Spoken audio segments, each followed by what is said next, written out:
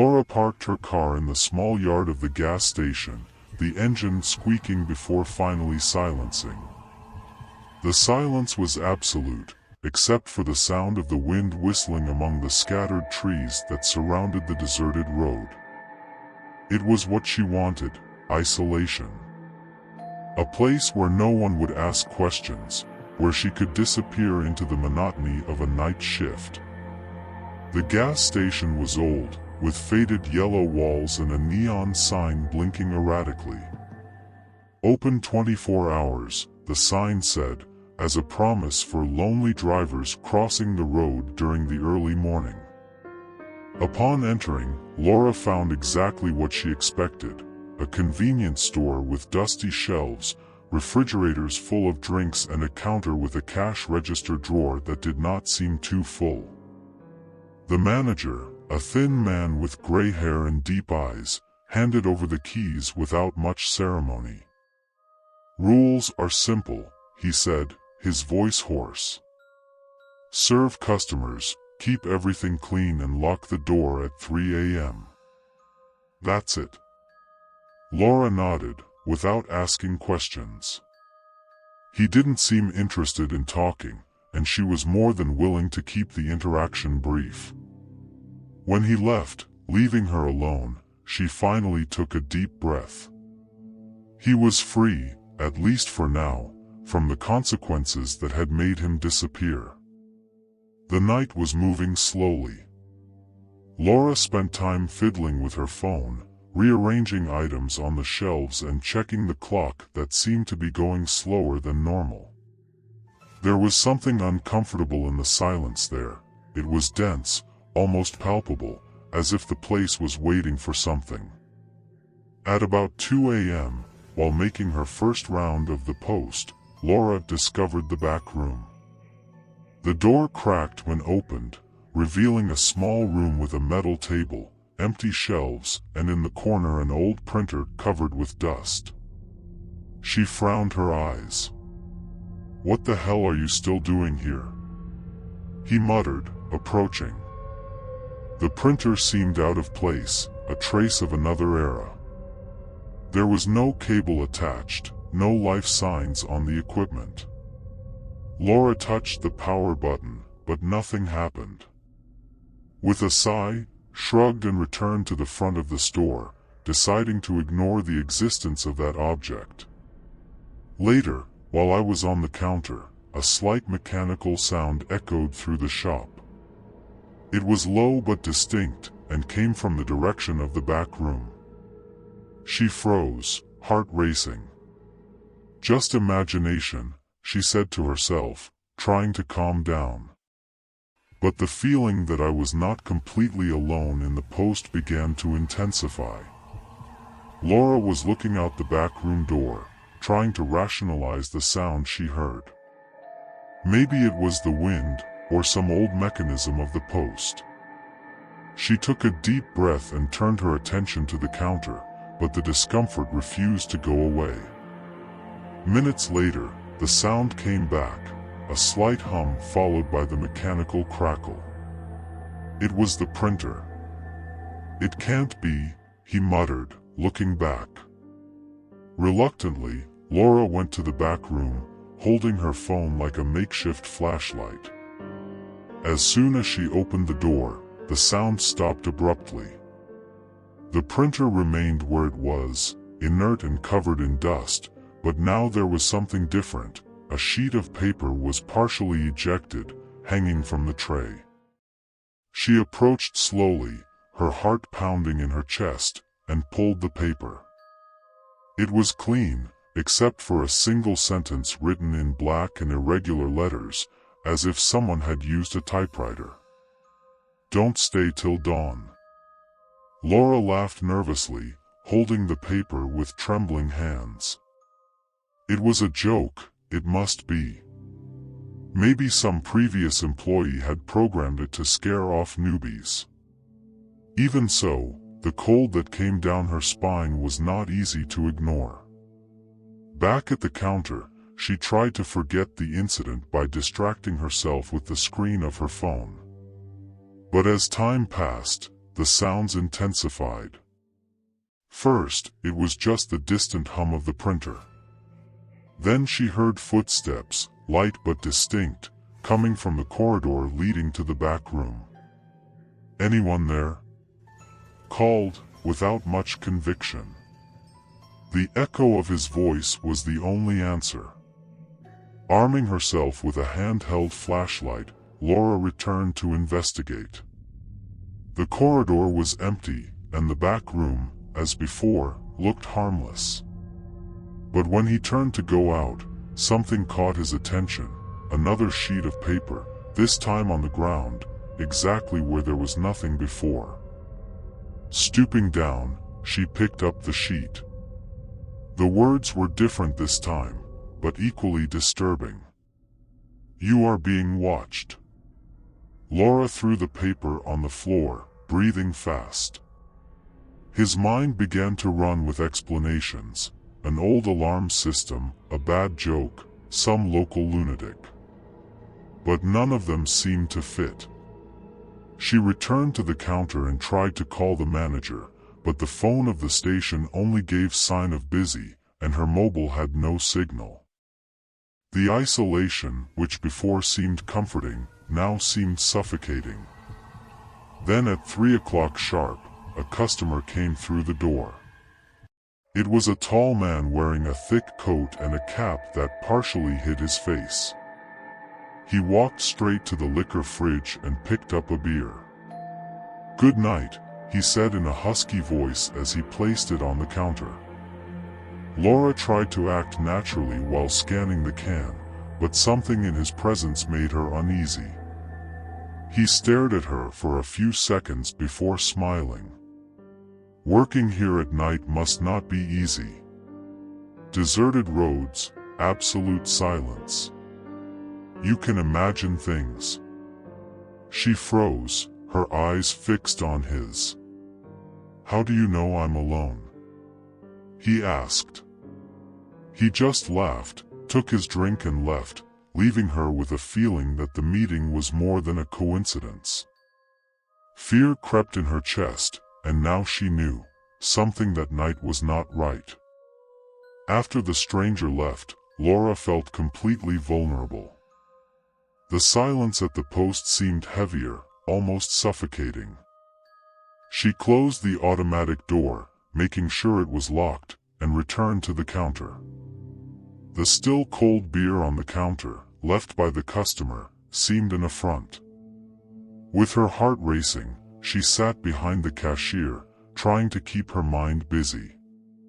Every little sound, the hum of fluorescent lights, the occasional creaking of the building, seemed amplified, as if something was about to happen. And then, at 3:45, the bell of the door rang again. Laura looked up, hoping to see another regular customer. But the door was empty. No one had come in.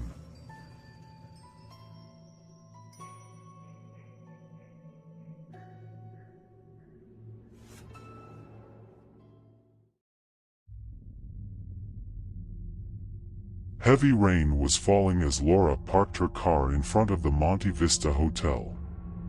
The building was a relic of another era, with its faded Art Deco facade and flashing neon sign, illuminating the environment with an irregular brightness.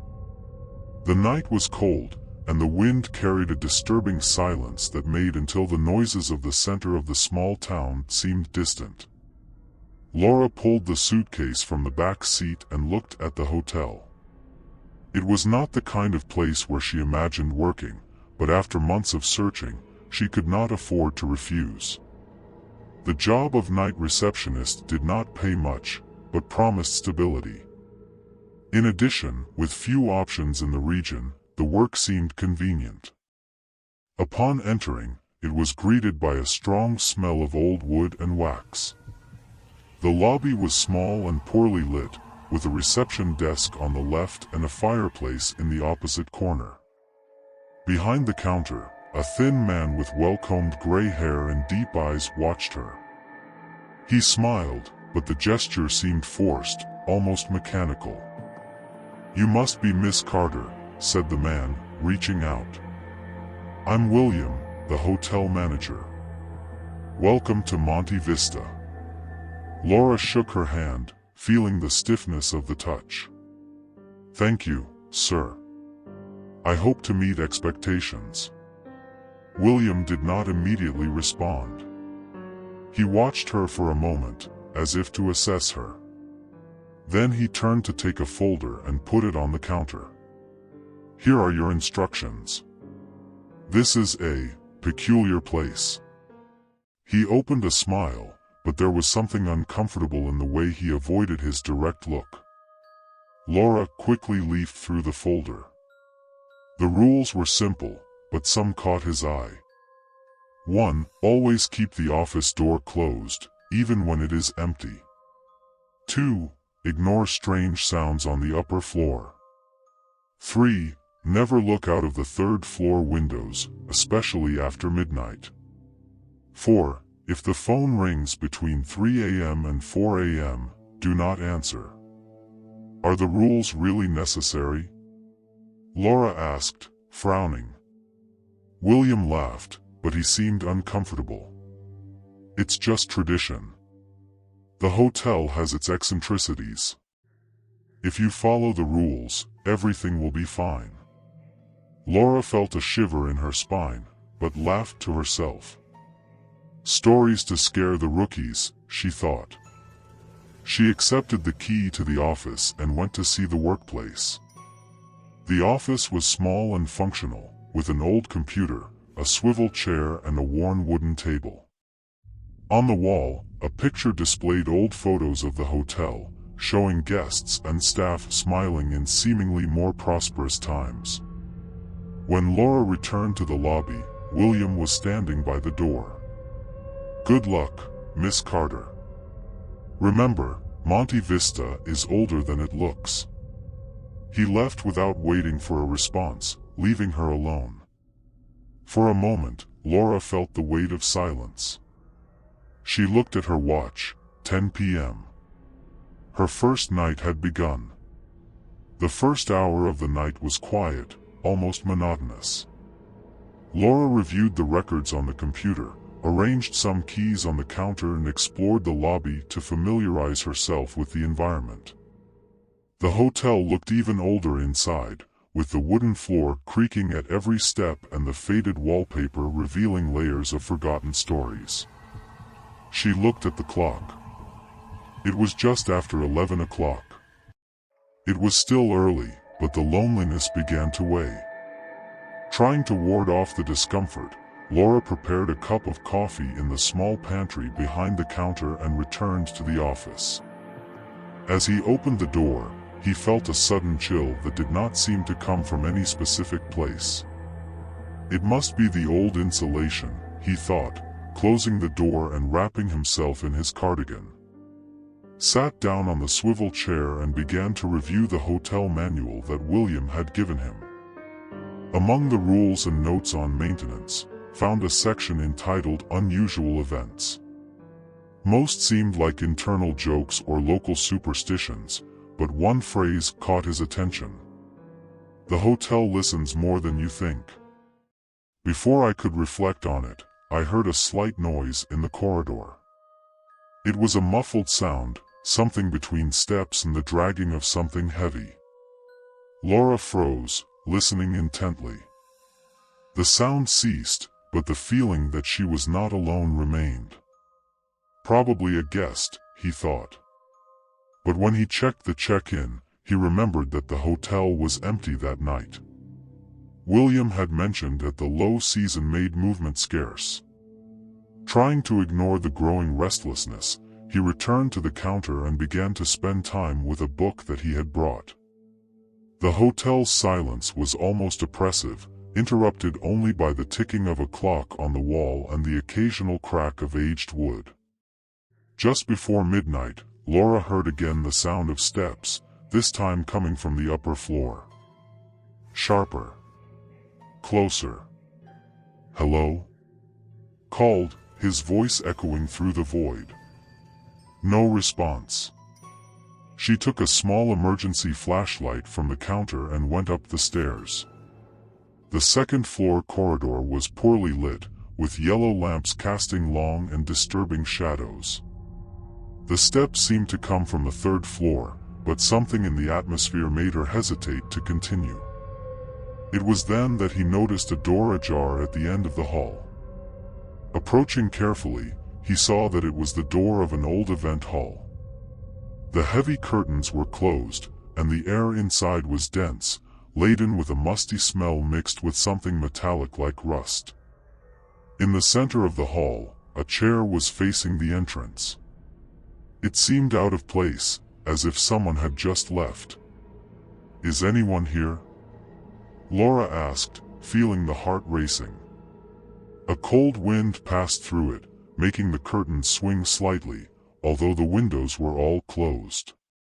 Deciding not to linger, she backed away, closing the door and quickly going down the stairs. Returning to the lobby, she locked the door of the office and sat down, trying to fend off the feeling of being watched. But the silence of the hotel now seemed to be charged with something else. A presence. Shortly after midnight, the telephone on the counter rang. She stared at him, remembering the rule: do not answer the phone between 3 a.m. and 4 a.m. But it was not 3 yet. With hesitation, Laura took the machine and answered. "Hello?" On the other side, only silence. "Hello?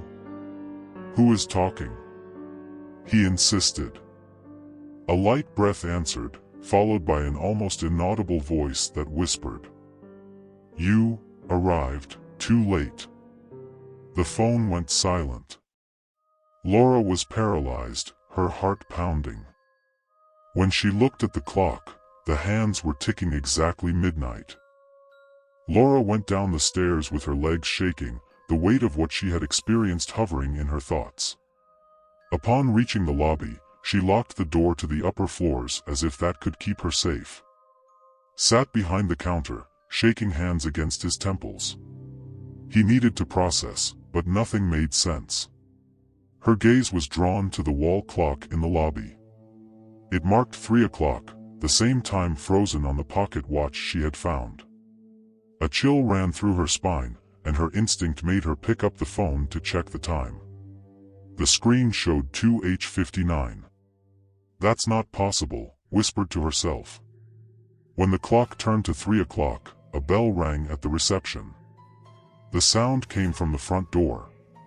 Laura stood up, looking at the glass doors. Outside, illuminated only by the faint light of a nearby pole, was a male figure. He wore an old suit, with a hat that shaded his face. The man did not move, but his presence was disconcerting. He seemed out of place, as if he did not belong to that place or that time. "Can we help?" Laura muttered, feeling foolish for talking to herself. After a moment of hesitation, he decided to approach. He opened the door carefully, opening it just enough to speak. "The hotel is closed to guests tonight. Can I help you with something?" The man slightly bowed his head, but did not answer. His eyes, which were now visible under the hat, were deep and fixed, as if looking directly into it. "Is everything okay?" Laura insisted, trying to sound firm, although the voice came out wobbly. "The party is over long ago," replied the man finally, his voice low and hoarse as if every word was extracted with effort. Laura felt the blood freeze. Before he could answer, the man turned around and walked into the darkness, disappearing in the fog that seemed to form around the hotel. Without waiting, he locked the door again, taking a deep breath to regain control. But when he returned to the counter, he noticed something about the marble, a key, clearly old, with a number engraved on its surface. 213. It was the number of a room on the second floor. A room that, according to William, had been disabled for years. Against all her survival instinct, something inside of her pulled her to find out more. He took the hesitant key and, armed with the lantern, went back to the stairs. On the second floor. The corridor seemed longer now, the walls tighter. Every step that Laura took seemed to echo louder than normal, a sound that reverberated as if it was absorbed by the structure of the building. He reached door 213 and found it half open. The air coming out of it was heavy, almost suffocating. As he pushed the door, he saw that the room was dusty but organized. The bed made, a suitcase opened on top of it. Inside the bag, men's clothes, folded meticulously. On the nightstand, a black and white picture caught his attention. It showed a young man in an elegant suit holding a woman by the waist. Both smiled at the camera. Next to the photo was the pocket watch that Laura had dropped in the hall. "That can't be here," he muttered, feeling dizzy. Then he heard steps behind her. Fast, steady, approaching with intensity. Laura turned sharply, but the room was empty. However, the door had closed behind her. The wind howled outside, and the bedroom window opened itself. Laura ran to her, trying to close it, but stopped looking out. In the courtyard of the hotel, where there should be nothing, there was a party going on. Figures dressed as in the photo danced and laughed under artificial lighting. But something was wrong.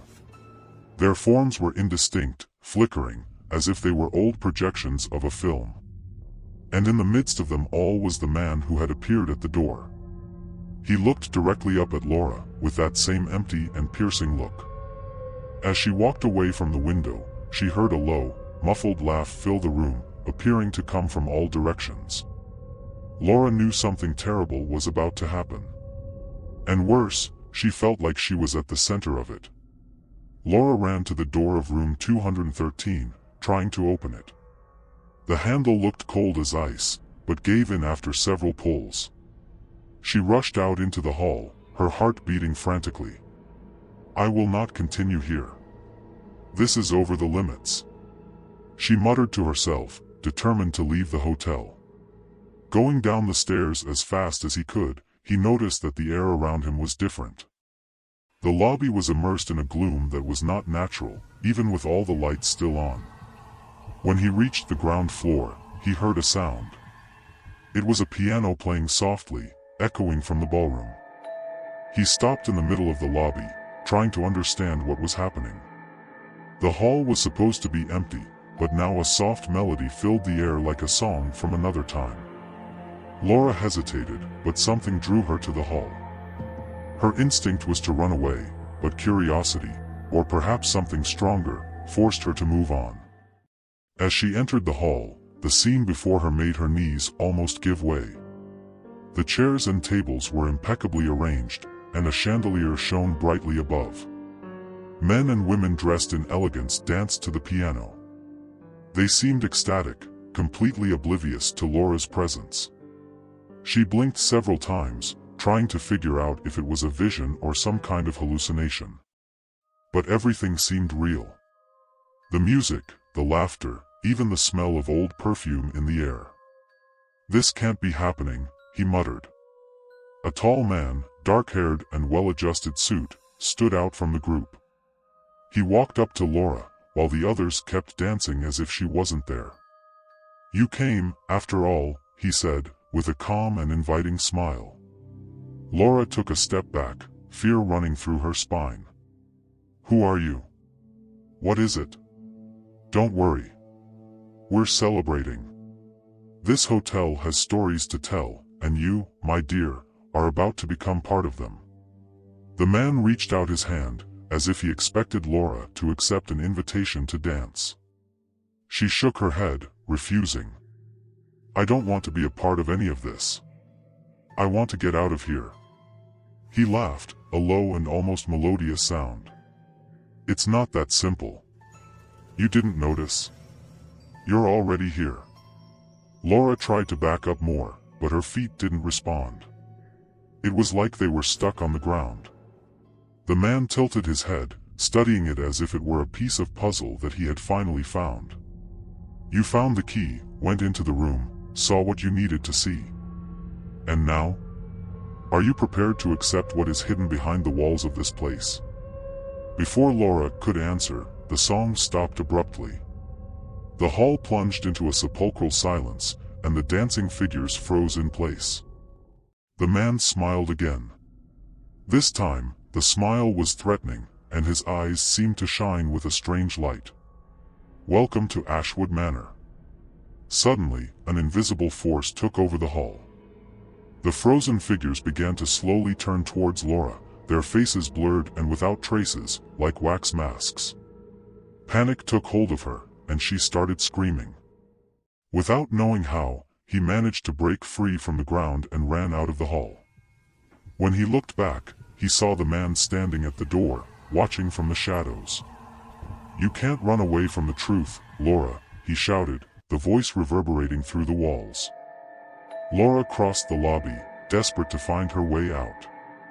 But when he reached the front doors, he found that they were locked again, and the keys had disappeared from the counter. Behind her, footsteps echoed on the marble floor. She turned slowly, but the lobby was empty. Then, in the most absolute silence, he heard a low, hoarse voice coming from within his own mind. "You saw. Now you must remember." Laura fell to her knees, feeling a crushing pressure on her head. Blurred memories began to emerge, flashes of something she did not recognize but that seemed intimately familiar. It was as if the hotel was trying to show her something she had forgotten, or something she had chosen to forget. Laura was kneeling on the floor of the lobby, her mind bombarded by flashes of fragmented memories. Each piece was an incomplete puzzle, but together they formed a truth that she did not want to face. She saw Ashwood Manor in another era, full of life. A grand party with music and laughter, but also a sinister tone under the joy. Between the faces, she saw herself, not as she was now, but with an appearance that she did not recognize, a version of her from another time. The hoarse voice that echoed in his mind became clearer, as if he was by his side. "You didn't just find this place, Laura. You left it behind." Laura shook her head, trying to push the images away. "That doesn't make sense. I've never been here before." But the voice ignored his protest, continuing calmly. "You made a choice that night. A choice that marked this place and you forever." She saw herself in a lit hall, dancing with the man in the suit. But then the scene changed. A heated argument, screams of despair, and finally blood on the ground. Laura felt the weight of a gun in her hands. She cried, the memory cutting like a blade. I killed someone." The man in a suit appeared on the staircase, watching it from above. He slowly descended, his steps echoing like thunder in silence. "You did more than that," he said, the voice laden with something that seemed to weigh as much as her own guilt. "You condemned us." The floor of the lobby began to change, cracks spreading like cobwebs. A thick darkness began to emerge, engulfing the surrounding space. Laura stood up in a stammer, trying to get away from the darkness. "What do you want from me?" cried, tears running down his face. The man took a step forward, now closer than it seemed possible. "You need to remember completely. This place can only be liberated if you accept the truth." The cracks grew, and the hotel began to shake. Laura heard distant screams, like voices of trapped souls. She closed her eyes, trying to focus on the memories that flooded her. Finally, he saw everything clearly. On the night of a party at Ashwood Manor, she had confronted the man in the suit, who was then the owner of the hotel. A dark secret about him had come to light, and in an outburst of anger and despair, Laura killed him. In the ensuing chaos, a fire broke out, destroying the hall and taking the lives of all present. Laura opened her eyes, staring at the man. "You are the man I killed." He smiled, but there was no joy. "And you are the cause of all this." The darkness around her began to envelop her, but now Laura couldn't resist. She let the truth reach her. "How can I correct this?"